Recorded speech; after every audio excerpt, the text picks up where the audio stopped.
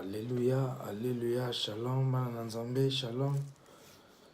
Nzambe aza malamu, nzambe akotikala se malamu. Lelo toza so partager kaka na YouTube na biso, pichuli kofata. Ça moi petit enseignement kaka. Et oh ba pe bateya pe ngai pe pa mon pasteur Martin. On a pu nazo partager na bino yango lelo pona ko faire comprendre bino que comment écouter Dieu. Il faut savoir comment écouter Dieu. Dieu a la façon belé à le belaraba nae.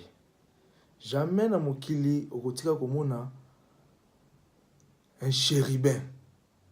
Tala lipapu munene. Aïe ko prêcher, aïe bimela ouais, mon frère et sœur ko saote. Okozo ba palpite pe ko kima o sala ogutu. Okoko sala te. Yango to tali wana te.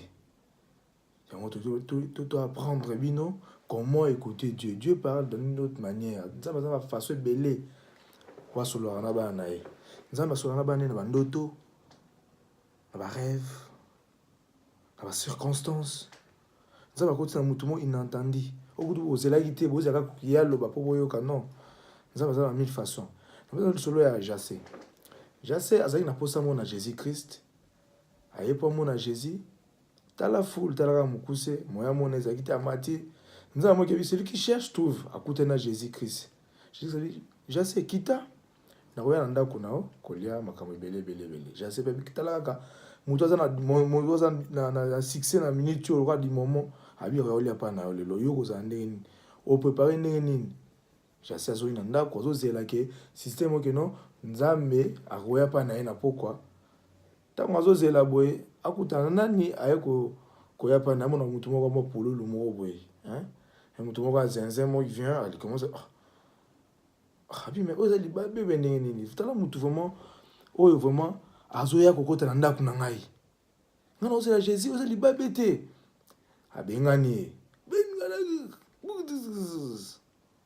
akenda te ake donc message nzambe nzane alors comme Jésus na sela abi mais na ya ki wana mona ko sabota ki ngai d'ailleurs bolaki akozela Jésus na ya ndenge oyo azozela donc abi tubu n'est pas boule de makanisa biso ba tuza ya nzambe te ozo kanisa nzambe akoko ya pa na oboete yango il faut savoir comment écouter Dieu nzambe ba mingi na bandoto olala bomo eloko ndoto donc na routine boye mais ndoto elo belangi eloko mo boye oui ton esprit ezo comprendre mais yo moko bo moto poza na esprit de connaissance te au moins kaka non tu prends aux yeux on va léger ba nini pe ba moleki hein na bandoto na ba circonstances nzambe akopekisela ko musu conseil ba peso conseil tika boy linga nzambe yo zo aventure nzambe so comme azoyo kate nzambe frapper musu na conséquence et ko linga te conséquence nzambe e frapper yo pour ça frapper yo donc so zabe na comment tu sais pas comment écouter Dieu au père de vie na pe vie bébé là ba masa musu ba perdre vie na moka boy na basi musu a perdre vie na epona alinga musu mobali moko boye mobali wana sali ke o ezala rata mo donc vie na yesu vie amu de suki wana te. Dans toutes circonstances, il faut remercier les bons dieux. Il faut remercier na pasi na bisengo nzambe alingi ne bongo mwana na yazaka bongo. Ezate ka na bisengo ne papa non te. Papa linga be biso bana na pasi na bisengo. Mama linga biso bana na pasi pe na bisengo. Ta ba mama. Au moins maman azaka na posa abota mais kobota nzaka pasi c'est pas facile. Le loku toi bino na poto nzamba sunga bino muki ozima péridurable comprendre bino mais et ça n'a pas si. Nzambe a dit que l'eau nyonso a valeur, il faut qu'on a passe. Et on habite dans toutes circonstances, il faut remercier les bons dieux. Mes frères et sœurs, dans ce cours sabinoté, on va apprendre de l'eau comme on a capitaine à vie à mutu. Tu vois? Donc Nzambe a ça na façon na yemoko à côté de mutu mo bozo tenter même pas mais il y a tindeli bino pas à travers nos messages. Donc Nzambe le bana ba te belé. Nzamba pour na rappeler oye alingaka po a partager parole na ye. C'est pas pour rien que toyeka ka na chaîne na biso na YouTube pichuli kofata pour tout le bagarre non tout le bagarre pour na to ça part na biso parce que la Bible nous dit aussi na Marc 16 15 je crois parce que ouais elle dit allez na 16 allez au monde entier annoncer la bonne nouvelle. C'est lui qui croira il sera sauvé. Celui qui ne croit pas, il sera condamné. obligé te atindi pe apprécier te que non yo il faut zalaka ka mwana nga yo ni muto kopanda te abi allez attendez bato te que non prophète bishop non allez quand on dit allez donc tout le monde annoncer la bonne nouvelle. Quelle bonne nouvelle? Jésus Christ est notre sauveur. C'est ça que moi j'ai en train de faire maintenant.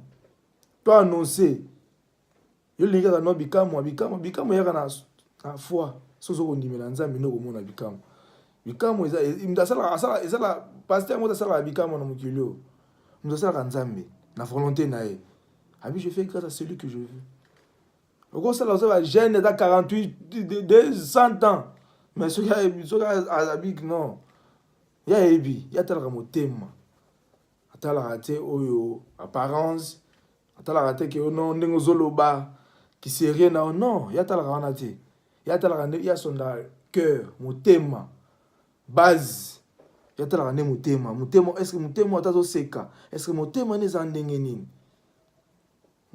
motema ne za ndenge nini mon frère c'est il faut savoir comment écouter Dieu nzambe alobelaka mutu nyonso avant que ça il faut que tu volonté nzambe c'est nzambe la ligne nous ça la bo est-ce que et sa volonté non c'est sa volonté non ekokisama c'est sa volonté de Yahweh et ça jamais ta ça la bon elle non te na frère ça bon wana non pas ça mon frère et sœur tout ça là na matoi ya koyoka hein église catholique te sabi azana matoi ya koyoka ayoka nzambe azamalamu nzambe azapona mutu moko te nzambe azapona mutu nyonso o akoluka ye akomona ozuluki na ndenge nini ozulukela ye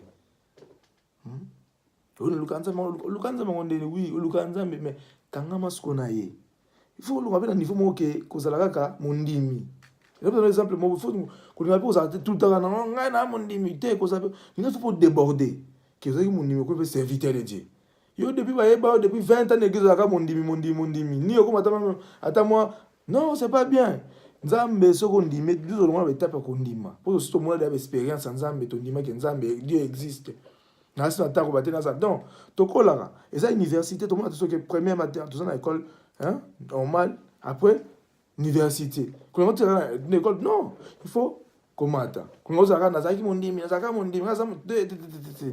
mon frère et sœur nous obisa bino faut qu'on étape on a kondima kozaka bindima oui amen non nzambe olobelaka mutu tel bo lobela pe ngai akolobela yo atike so Saint Esprit alors so ba yam susu zema lo so na va moi muke va basse les autres speaker ma comme susu oh non il faut pas faire ça tu vois si tu fais ça mais toi so moni on négliger ma kamwana au salimi yo ka so monaka même jour non après lobby après le lendemain la conséquence est après sima maloba auto zolo lelo eza na valeur te on a zolo balelo eza na valeur te parce que eza le présent valeur non eza partie à tant comme futur tant comme passé ah non frère Pichu l'avait dit ceci c'est ça linga o mata ko suka kana mundimi te depuis bonne église hein je sais que on suka 2 ans 3 ans aller tu accélérer tu me dis comment mata bongo comment tu cherches Dieu yo quand tu vas pas peso hein poso na mutema libala mwana mbongo musala ozango posa non ah petit un biloko mike pa nzambe na biso wana biloko mike o mbongo loko pamba ah biloko mike pa ba gâteau pa na ba gâteau pa ngona ba gâteau non ozokuta payer pour na nini ah mais non parce que nous donnons l'autorité nous sommes fils du très haut bana nzambe to linga nzambe po mususu aza lokola ya zate azama lamu tellement que non mokili moko te na mokili ko yeba valeur na ye faut yeba valeur na il faut okangama na ye attaché et tu verras okangama ki na nzambe atikene ngazala kiti Dieu existe nzambe lo na façon belé et ça message na opesa yo so considérer donc muto muto na part na ye na te ba brèche et ça le solo muto zo partager na YouTube et ça enseignement moko ke na su papier na biki na ça na papier na biki ate mais to tika bible liboso pona yende azala ko témoin na biso yende témoin na biso bible mais autres le bandé uti na motema nzambe aza malamu nzambe akotika na sa kaka malamu yangona frères et sœurs lukaka nzambe place nzambe azali lukaka nzambe place nzambe azolobela yo hein lukaka place yo moko zo santé que non na côté église na santama que non na comprendre mambo loba aucune église mo bozo comprendre makambo te mozo ya kaka non bino nzambe asa non même la bible biso ki place mo balingo te bima kelema kende Tout le monde appelle niveau à cause de la bandimi kaka. Tout m'a tapé, tout ça va serviteur de Dieu. Tu as annoncé la bonne nouvelle. Tout pensa sango, tout pour mon gars, bisou, non. Tout pensa combo nzambe monde entier. Ki nzambe azamalamu, mutaleki nzambe azalite. Oya kanga nzambe amona kaloboko nzambe. Nzambe na biso azamalamu. Dieu est bon. Dieu est bon. Nzambe azamalamu. Il parle à la façon, na mille façons de parler. On se un message, na profiter na épisode na minute. Alors ceux qui ont profité, na on partager dans les lots. Au quoi bénéficier na ngopé. On se message les agents mouké. Ça dit que non, oh nous sommes depuis le matin qu'on le bâtit. Non, message les agents mouké. Nzambe azamalamu tout ça la chaîne na bino abonné tout na sur YouTube. Pichuli kofata, peut-être Pichuli kofata. Donc au moins na nyonso wana apesi grand frère na ngai kuna na Lausanne propre. Pichu matwana nzambe azamalamu mon vieux. Donc tous on a motema donc tous na mboka na bino awa. Tous ko panza sango nzambe quand ndenge nzambe na Bible na que non aller dans le monde entier annoncer la bonne nouvelle. Moi je fais ma part, l'essentiel que na panza sango nzambe que Dieu existe. Nzambe azamalamu. Toyeba koyoka voya nzambe. Nzambe alobaka ndenge ni nzambe alobaka na bandoto. Alobaka na ba voix ba. Nzambe alobaka na ba circonstances mongo bokuté na ngo nzambe ngate yayo. Parce que te expliquer aux autres combattre ça tout le monde tant comprendre bien. So même dans bonde là so prier. Faut oui mais muto ngata na prier mais garçon so pas maman so prier weneni maman Jibil. La pression mbote maman Jibil so prier so le la bi mais maman azomona nini bi nzambe ngapena mona bongo nzambe atalisa kingai. Donc nzambe asalaka.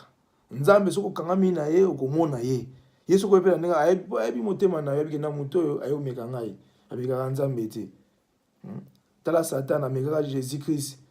Kweya babi mais ona kosa na ngango pena eloko mo eza te mais yo alomona mutama kanisi nao. Donc ameka nzambe te. Ya rende okangama na ye. Kangama na nzambe. Yo kaka ma prière makambo bozolo bana église banini. C'est ça. Oza posa biso bana nzambe. Nzambe azana nzambe. Abi annoncer la bonne nouvelle, oya kondima andimi. C'est pas obligatoire qu'il va condamner. Non. Mais ceux qui ont condamné Jésus-Christ, un jour tu seras condamné. Tu seras condamné, c'est la Bible qui nous dit, c'est pas moi. Donc au moins on a parlé, on a annoncé la bonne nouvelle, ban nzambe to linga nzambe. Mususu azalité, puis akozalakate. Alors belabi so que on soit tini mususu à partir mususu mususu, il bako ta parole de Dieu mais à partir nanga mususu yo ki yango. Nzambe a édifié. C'est pas pour rien, toujours comme ça nzambe, toujours comme ça nzambe parce que tu as valeur na ye. Tout le monde ne pas la palme parce que tu as une utilité na ye. Tout est utile. Donc au même dans ça la boue pas na utile. Ata mukile ko sekanga mais ngana bi ke mutako futa ngande nzambe na lola. Mutu mo mukilité ala posa po mutako ko sa posa na mutu mo ko na mukilo ko sa posa na mutema. À part Jésus Christ de Nazareth. Parce que mutu nyo so mukeza limité. Ko za mususu tala donc nzambe azamalamu to linga nzambe to kamana nzambe to kumisa nzambe po mususu lokola azalite so to kumisa bato mokili o apesi mususu lipa apesi mususu mo elamba asale mo loko kiki tala o kumisa mexo bengi pe bon sko o sigo asala ke yoza na mokili o asala ke lelo o lobaka mutapesa ka pema na zaka mutu moko sko o kumisa ete kumisa bato mokili nzambe bisko o kumisa tout ça va devoir biso moko. Tous va développer non na kumisa muto parce que muto apesa ko tuka moi loko mo boy na kumisie boy bon siko o apesa ko plus que ye non kumisa ko ndeni moi siko aiza mo senge mais ça tabi muto ko tabi ko tumbongo wana o senga mais kufuka mile kumisie mais ngai ko tapesa pema ozomona nga pamba. Alléluia alléluia nzambe azamalamu nzambe akotika la malamu tolinga nzambe bo abonné mingi na chaîne na bino. Na YouTube, sur YouTube, Pichuli Kofata, ndeko na bino, masa na bino, leki na bino. Donc, o nyonso bokozwa bokobenga nazali. Naza oya bino. Ndeko na bino pe congolais. Naza koteya ba congolais te nazo teya o nyonso mais nzambe apesi ngai na teya na lingala pourquoi ye abinenga salaka. Nenga salaka na ba Israël, apesa tindaka ka batolo ba David. Banani bateya melelo bateya kana hébreu melelo monde entier va traduire. Donc rien n'est possible à Dieu. Ce qui est nécessaire que yoki a partager message a bon mango na motema ete ata okoyoka muke a contribuer nango. Nzambe azamalamu nzambe akotika la malamu bandeko na ngai bo abonné mingi na chaîne na bino pichuli kofata bokozwa ba révélation o nzambe aza koloba eza te ke nazoloba on a commis na papier te eza spirituellement ezobima na motema abi tout ce qui sort dans la bouche vient du cœur donc cœur na nga mta contrôler on saint esprit de Dieu eza pas mbaté pour nazoloba mokili te nazoloba o aleki mokili c'est Dieu le tout puissant yende toza koloba toza kokumisa ye na pokwa lelo ya dimanche yango napesaka bon dimanche na bana nyonso ya kati ya Genève temps de la grâce maman Mosengo c'est Marc Mobimba kuna na pesi no mbote mingi mon pasteur Martin Mulume nzambe aza malamu madame Likofata Clarisse puis Junior nzambe aza malamu Vejake Kofe venanga pichuma twana na Lausanne nzambe aza malamu donc toi abonné mingi na chaîne na bino nzambe akofungola ba porte o eza bloqué na pesi bino tumbote na pesi mama Caro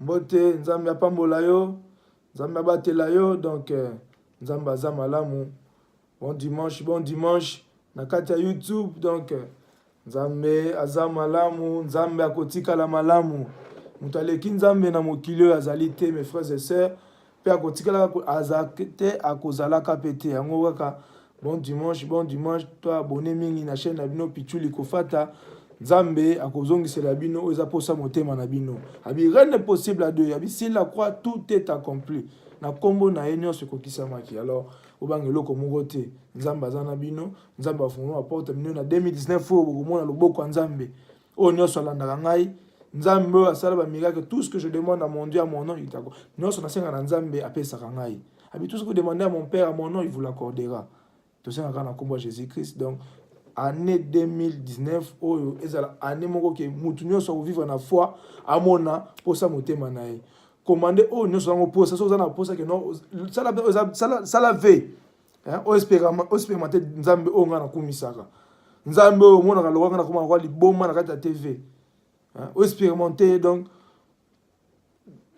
sala nyonso o lingo loba so lingo za na posa obala loba ke nzambe na 2019 oyo na bala so na posa obota na 2019 oyo baki nzambe na posa na bota na sala na zwa mbongo na o nyonso za posa na biso pa nzambe na biso ça rien n'est possible mais yo ça na l'épreuve que soko zui yango kumisa nzambe na biso na nzambe na lola kumisa ngai te na zamu tupamba lo yo to zana ndenge moko mais nga na comprendre pe na comprendre que qui est Dieu que je prie c'est un Dieu puissant le même Dieu d'Abraham d'Isaac il est toujours le même hier aujourd'hui éternel pour l'éternité il est Dieu ba na nzambe to linga nzambe mususu aleki azate na 2019 pour mona loboko na ye o expérimenter ba non frère Pichol baki ya solo attaché et tu verras les exploits.